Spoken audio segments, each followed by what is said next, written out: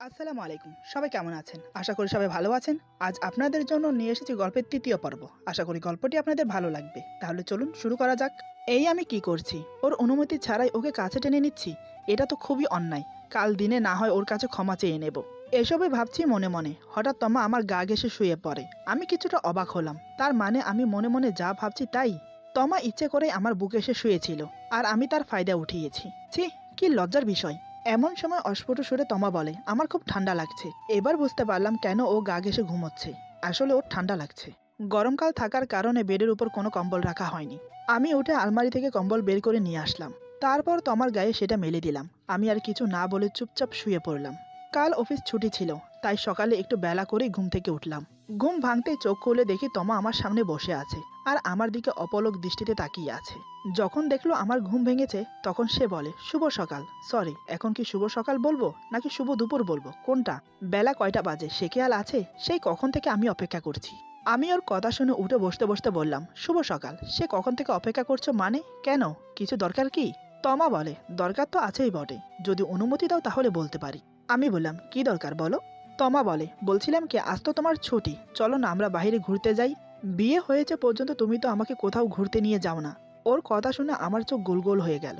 এই কথায় আমার ঘুমের লেশ মাত্র উধাও হয়ে গেল। মেয়েটা বলে কি আমার সাথে ঘুরতে যাবে? আর ও এমন বিহেভ করছে কেন? যেন মনে হচ্ছে রাতের কোনো কিছুই ওর মনে নেই। মনে মনে এসবই ভাবছি ওর দিকে তাকিয়ে। আমাকে চুপ দেখে তমা বলে, কি হলো, অমন করে কি দেখছো? নিয়ে যাবে আমাকে ঘোরাতে?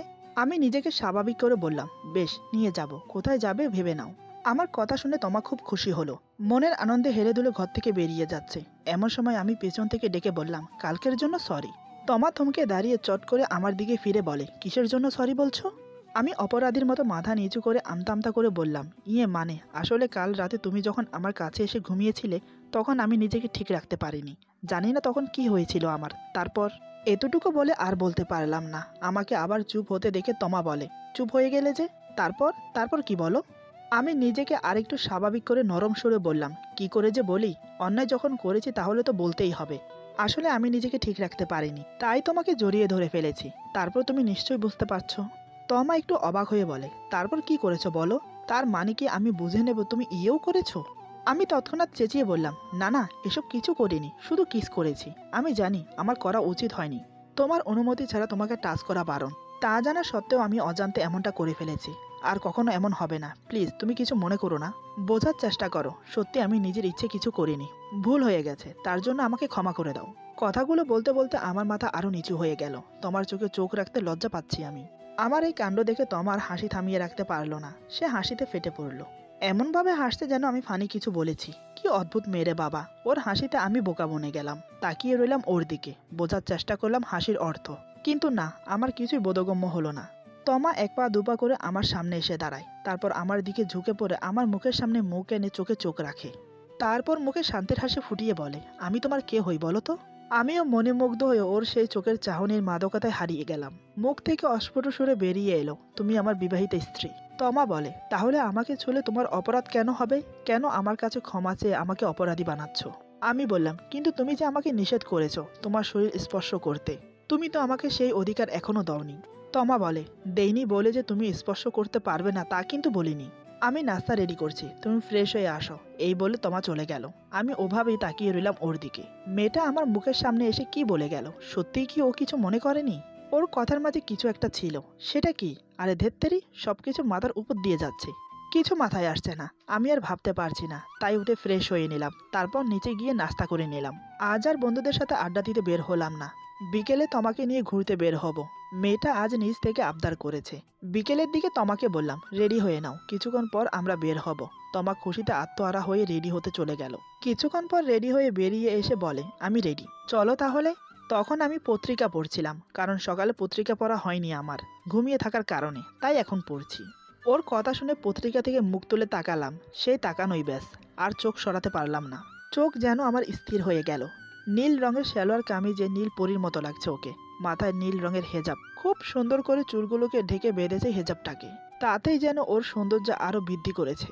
আমি যেন কোনো কলেজ পড়ুয়া মেয়েকে দেখছি না, আমার সামনে যেন দাঁড়িয়ে আছে কোনো মাদ্রাসায় পড়ুয়া মেয়ে। আমার যেন দেখতে দেখতে ঘোর কাটছে না। এদিকে আমাকে এভাবে তাকিয়ে থাকতে দেখে তোমার লজ্জা পেল। সে খুবই লাজুক ভাব নিয়ে আমাকে বলে, কি হলো, অমন করে কি দেখছো? ওর কথায় আমার সম্বিত ফিরল, কিন্তু চোখ সরাতে পারিনি। ওভাবেই তাকিয়ে বললাম, মাশাআল্লাহ, আজ তোমাকে অনেক সুন্দর লাগছে। আমার কথা শুনে তোমার লজ্জায় রাঙা হয়ে যায়, মাথা নিচু করে বলে, আজকের আগে কি আমি সুন্দর ছিলাম না? আমি বললাম, আগেও সুন্দর ছিলে, এখনো আছো, তবে আজ তোমাকে একটু বেশি সুন্দর লাগছে, যা তোমাকে বলে বোঝাতে পারবো না।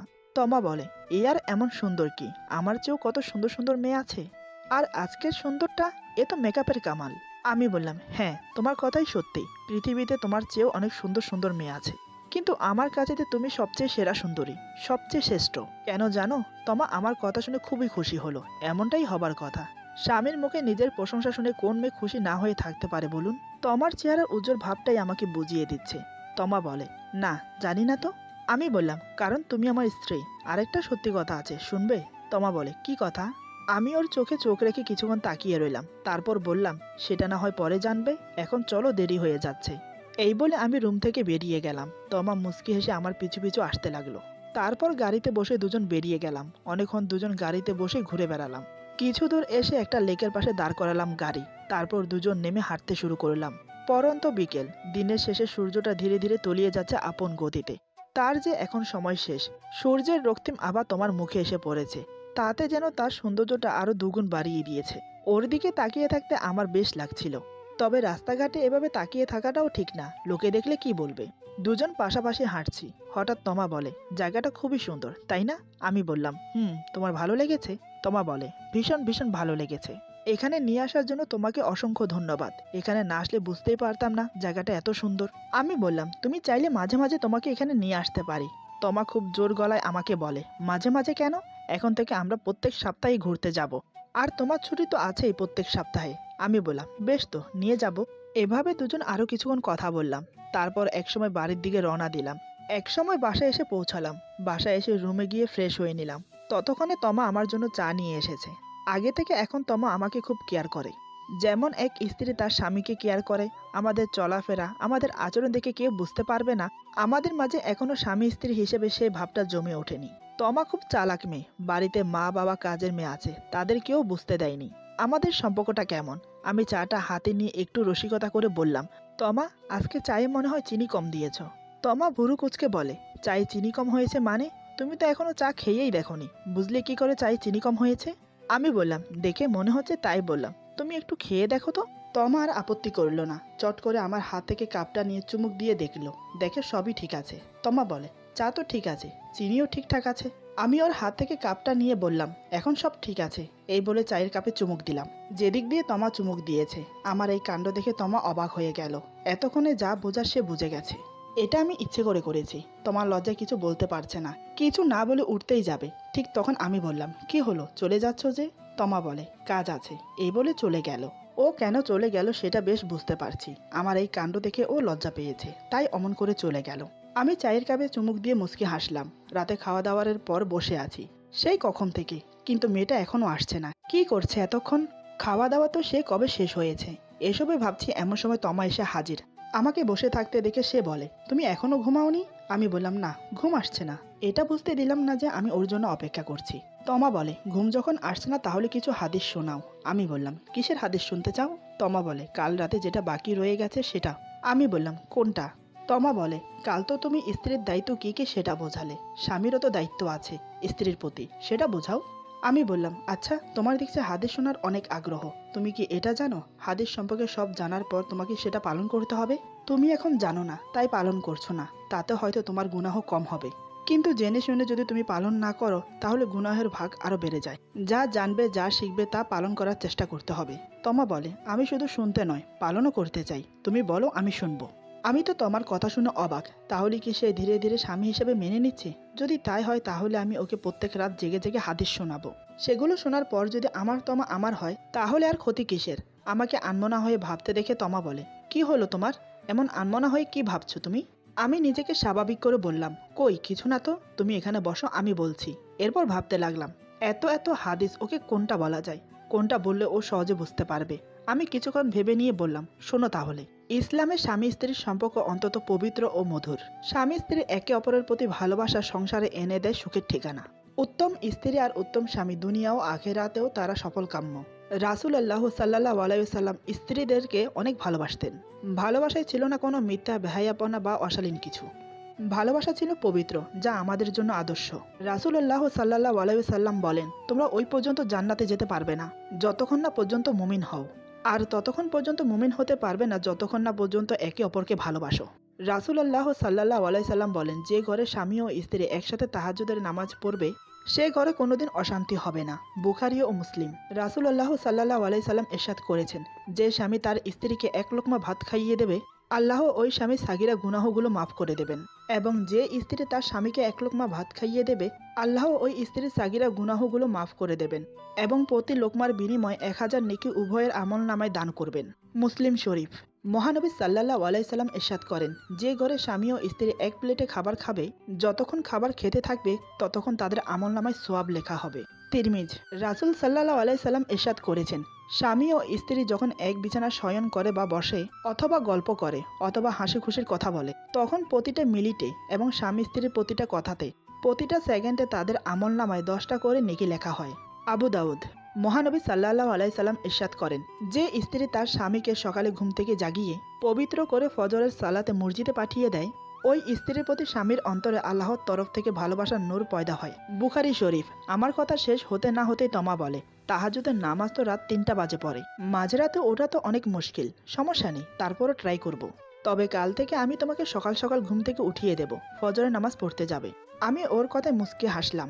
না হেসে কি করব বলুন? ফজরের আজানের সময় তো আমি উঠে নামাজ পড়তে চলে যাই, কিন্তু তখন সে গভীর ঘুমে মগ্ন থাকে। আমি যে ওর পাশ থেকে উঠে যাচ্ছি একটু টের পায় না। আমাকে হাসতে দেখে তমা অবাক হয়ে বলে, কি হলো, তুমি হাসছো কেন? আমি এখানে হাসির কি বললাম? আমি বললাম, হাসবো না তো কি করব বলো? আমি তো প্রতিদিনই ফজরের আজানের সময় উঠে যাই মসজিদে, নামাজ শেষ করে আবার এসে ঘুমিয়ে পড়ি। তুমি টের পাও না, কারণ তুমি ঘুমিয়ে থাকো। আমার কথা শুনে তোমার জিভ কেটে বলে, ইস, আমার ঘুম এত ভারী, একটুও টের পাই না। আমি রসিকতা করে বললাম, তুমি যদি চাও তাহলে আমি তোমাকে ডেকে দিতে পারি ফজরের নামাজ পড়ার জন্য। কি কাল থেকে উঠবে নাকি? তমা বলে, তাহলে ডেকে দিও। প্রথম প্রথম একটু সমস্যা হবে, পরে ঠিক হয়ে যাবে। কিন্তু তাহাজ্জুদ নামাজ, সে নামাজ যেহেতু অনেক ফজিলত, সেটাও পড়তে চাই। আমি বললাম, আগে না হয় ফজরে ওঠার অভ্যাস করো, পরে না হয় তাহাজ্জুদ দেখা যাবে। তমা বলে, ঠিক আছে, কিন্তু তুমি তো এখনো বলনি ছেলেদের জন্য কি কি হাদিস বরাদ্দ আছে। আমি বললাম, বলছি শোনো। রাসূল সাল্লাল্লাহু আলাইহি ওয়াসাল্লাম বলেন, যে স্বামী তার স্ত্রীকে একবার চুমো দেবে এবং যে স্ত্রী তার স্বামীকে একবার চুমো দেবে, প্রতিটা চুমোর বিনিময়ে 100 নেকি তাদের আমলনামায় লেখা হয়। মুসনাদে আহমেদ। আমার মুখে চুমোর কথা শুনে তমা কিছুটা খচখচ করছে, মাথা নিচু করে লাজুক মুখটা ঢাকার চেষ্টা করছে। আমি বুঝতে পেরে বললাম, এখানে লজ্জা পাওয়ার কি আছে? আমি তোমাকে কিস করব বলিনি, আর এমনকি তোমাকেও করতে বলিনি। এটা তো স্বামী স্ত্রীর জন্য বলা হয়েছে হাদিসে, আমি কিন্তু বানিয়ে বলছি না, বইটা আছে আমার কাছে, পড়তে চাইলে পড়তে পারো।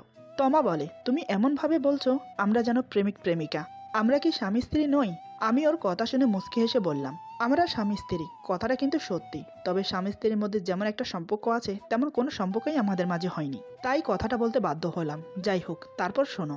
যে স্বামী তার স্ত্রীকে কোরআনের এলেম শেখাবে এবং নিজেও শিখবে এবং সে অনুযায়ী আমল করবে, আল্লাহ পাক মৃত্যুর পর তাদেরকে জান্নাত দান করবেন। রাসূল সাল্লাল্লাহু আলাইহি সাল্লাম বলেন, যে সন্তান তার পিতামাতার ভরণ পোষণ করবে বা সেবা করবে এবং নিজের স্ত্রীর ইজ্জত হেফাজত করবে, তাদের জীবনের সব গুনাহ মাফ করে দেওয়া হবে। মুসলিম শরীফ। মহানবী সাল্লাল্লাহু আলাইহি সাল্লাম ইরশাদ করেন, যে স্ত্রী তার স্বামীর অনুমতি ছাড়া সেবা করবে, সে স্ত্রীর নিজের শরীরের ওজনের সমান স্বর্ণ সদকা দান করার সোয়াব তার আমলনামায় প্রতিদিন লেখা হয়। আর যে স্বামী তার স্ত্রীর অনুমতি ছাড়া তার সেবা করবে, সে স্বামীর শরীরের ওজন সমান স্বর্ণ দান করার সোয়াব তার আমলনামায় লেখা হয়। আবু দাউদ।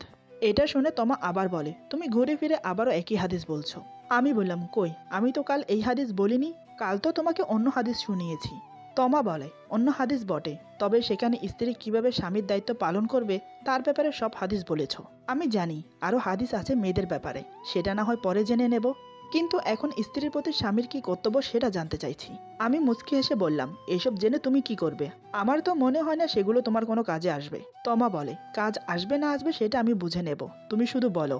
আমি বললাম, ঠিক আছে, তবে বেশিক্ষণ বলতে পারবো না, কাল আমার অফিস আছে, জরুরি একটা মিটিং আছে। তমা বলে, আচ্ছা ঠিক আছে। আমি আবার বলতে শুরু করলাম।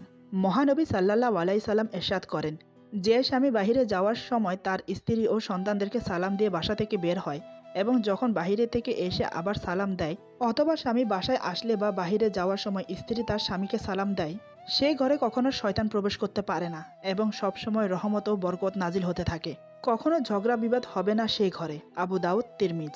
মহানবী সাল্লাল্লাহু আলাইহি সাল্লাম ইরশাদ করেন, যখন কোনো পুরুষ বিয়ের সময় তার স্ত্রীকে কালেমা পড়ে কবুল বলে দোয়া করল, তখন সেই সময় হতে মৃত্যু পর্যন্ত তাদের আমলনামায় সওয়াব লেখা হয়।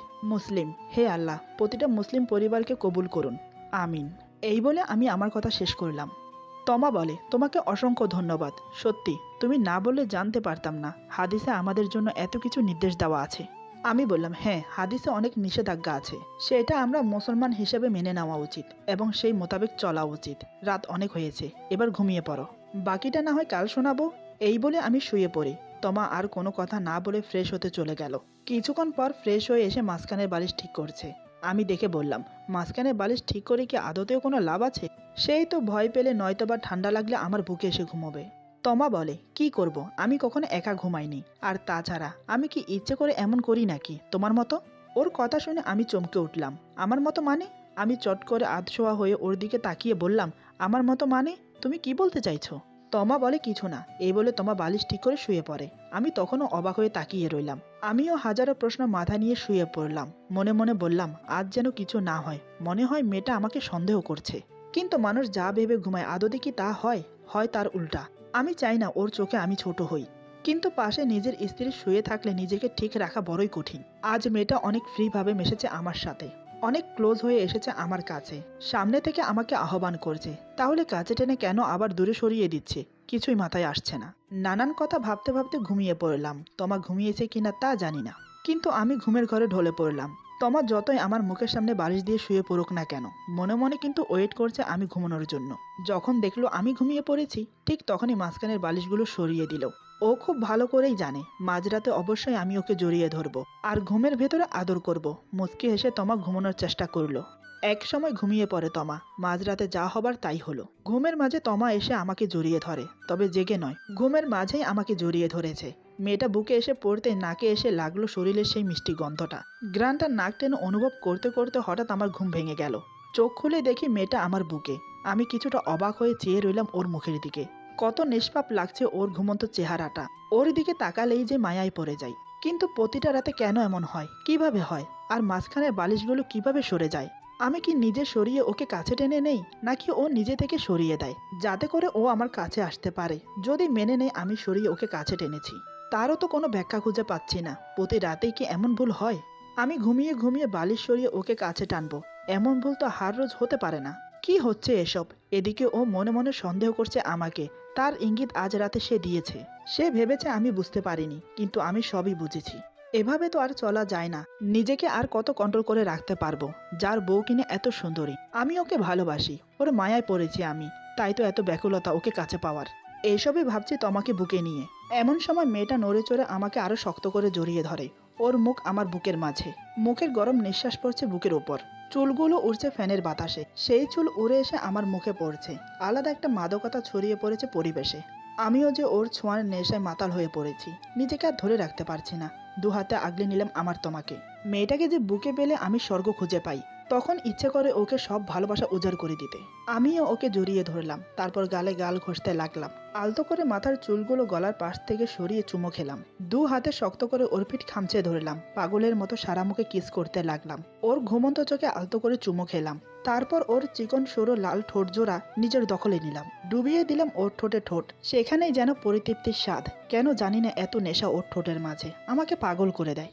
এভাবে আদর করতে করতে বেশ কিছুক্ষণ সময় কেটে যায়। তমা নিশ্চুপ হয়ে আমাকে জড়িয়ে আছে, এমনভাবে আছে সে যেন কিছুই টের পাচ্ছে না।